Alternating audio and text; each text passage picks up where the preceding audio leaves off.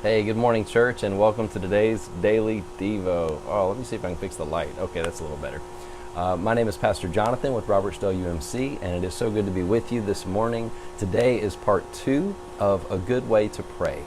As we continue through this unique season that we're in, we're looking at the prayer that Jesus taught us to pray. And as we said yesterday, there's 2 ways to interpret Jesus' instructions.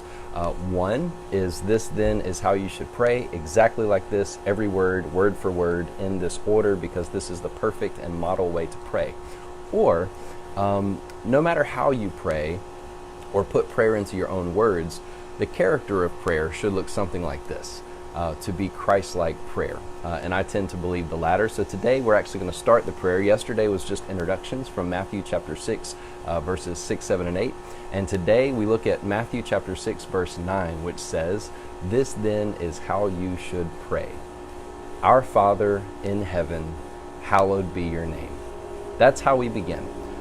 Praying to Father seems really important to Jesus. In fact, this is the 6th time he has mentioned doing everything out of our faith and our devotion addressed to our Father. So this idea of addressing our acts of faith and devotion to Father seems really important. It's the 6th time Jesus has mentioned it in this chapter alone. And prayer does not begin with ourselves. That's what this teaches us. Prayer does not begin with us. It begins with Father. Often it's our needs and struggles that drive us to prayer. But prayer in the character of Jesus begins with focusing on God. Before we can let our eyes descend to those small lines of the optical chart, we begin with that big, bold letter E at the top. Our Father in heaven. That's the starting point. We come from earth often in need of changing our perspective from earth to heaven. After all, heaven is where God is.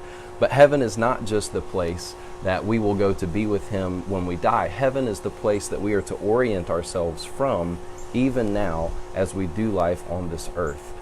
So that's part of what Jesus is teaching us. He's teaching us that in prayer, we actually begin by focusing on God our Father and orienting ourselves to the perspective of heaven, which changes our perspective of the things that are happening on earth. More on this tomorrow. Hallowed be your name. May your name be hallowed. May your name be holy. Your name deserves honor, respect, reverence. How do Americans begin our statement of national loyalty? I pledge allegiance to the flag of the United States of America, right? We start with our highest, primary, and most foundational allegiance. Our Father in heaven, hallowed be your name. The beautiful thing is this is not just a statement about paying homage as if we're bowing down before this distant and all-powerful, mysterious God, although He is all-powerful and there certainly is mystery. But more than paying homage, it's about right relationship. We're orienting ourselves in relationship to Father.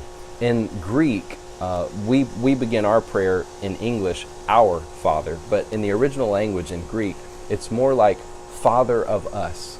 So the first word of the prayer is actually Father. And that word defines all of the rest of the prayer that comes after it. This is our focus. This is our starting point. And when we begin here, now we are prepared to pray to our Father. So I pray that today you would let this relationship, you would let this allegiance define you and be the starting place, because it is the beginning of Christian prayer.